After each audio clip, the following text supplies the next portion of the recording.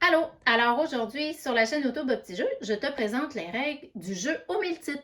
Un super jeu de mémoire, vraiment une belle invention. Ça, c'est un coup de cœur de tous les temps.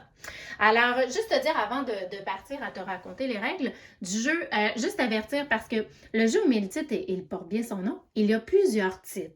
Donc, quand on en fait l'achat, on le déniche, on le trouve, ce ne sera pas nécessairement ce dessus de boîte-là que tu vas avoir. OK? Ça se peut que ce soit comme ça ou comme ça. OK? Alors, on voit, c'est toujours écrit le jeu au même titre, mais il y a toujours un sous-titre. Hein? Par exemple, c'est la clown devant la vitrine qui va avec l'image. Et ici, tu vois, j'ai un sous-titre qui s'appelle Le détective à l'église, La reine dans la crotte. Bon. Les dessus de boîte ne sont pas pareils, mais c'est toujours le même jeu et à l'intérieur, c'est toujours le même contenu. OK? Donc, moi, la règle que je vais te donner, ben, elle est pour jouer avec tous les jeux mais le titre parce que c'est toujours le même contenu qu'il y a dedans. Donc, qu'est-ce qu'on retrouve dans le contenu? Un immense plateau. Tu peux observer en dessous des tuiles, ça représente un village. Et qu'est-ce qu'on va avoir avec le plateau? Des tuiles. On va avoir 70 tuiles comme celle-ci qui représentent des personnages. Et ce qu'on va devoir faire, c'est récolter des paires de personnages qui vont ensemble, comme un bon vieux memory, un bon vieux jeu de mémoire où on doit récolter les paires de cartes qui vont ensemble.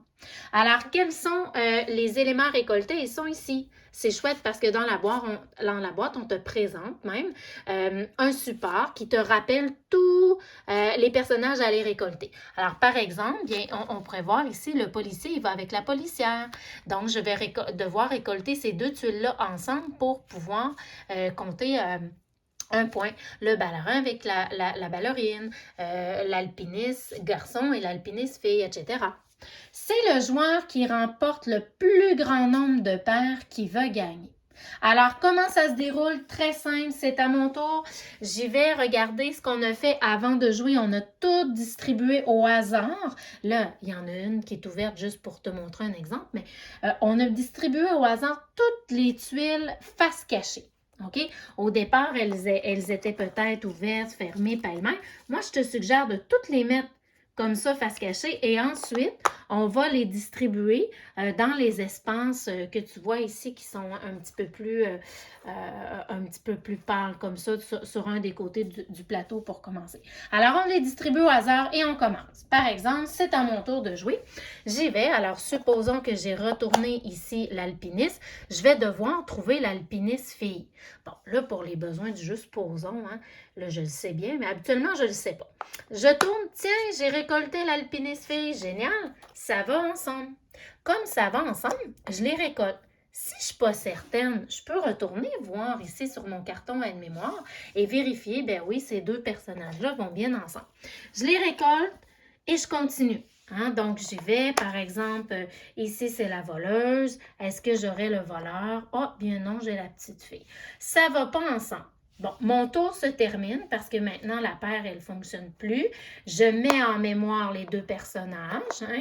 Hein? Et puis, c'est au tour du joueur suivant. Et le joueur suivant, il va, fait comme suit. Alors ici, le balayeur. Est-ce que j'aurai la balayeuse? Non. Donc, son tour se termine. Il essaie de mettre en mémoire les personnages et ainsi de suite. OK? Alors, on joue comme ça jusqu'à temps qu'il n'y ait plus de personnages sur le plateau et le joueur qui a le plus de tuiles devant lui remporte la partie. Voilà, c'est tout. Alors, je veux juste te donner un petit détail. Pour ceux qui jouent pour le projet de recherche Jeux Métacogite, utilisez le côté de plateau ici où on voit, vous voyez là, il y a des espaces libres pour les tuiles. En fait, il y a des espaces déjà disponibles montrés côté pâle. OK? Et quand vous allez être en fait, en dehors du projet Jeux Métacogite ou peu importe, regardez l'autre côté du plateau, il n'y en a pas d'espace libre. Alors ça, c'est chouette, c'est qu'en fait, c'est qu'on pourrait utiliser le plateau de jeu pour se faire des histoires. OK? Donc, au début de la partie, on pourrait très bien, par exemple, me dire, bon, ben l'alpiniste fille s'est blessée, elle s'en va en ambulance. Puis, l'alpiniste garçon, lui, tiens, il se relaxe parce qu'il a mal au ventre. Et puis là, on les installe tous sur le plateau comme ça et on essaie de jouer en se souvenant des trucs qu'on s'est donnés. Ou tout simplement, on prend les tuiles au hasard, on distribue ça n'importe où comme ça et on joue. Voilà. Donc, c'est juste que on vous propose là, deux côtés de plateau.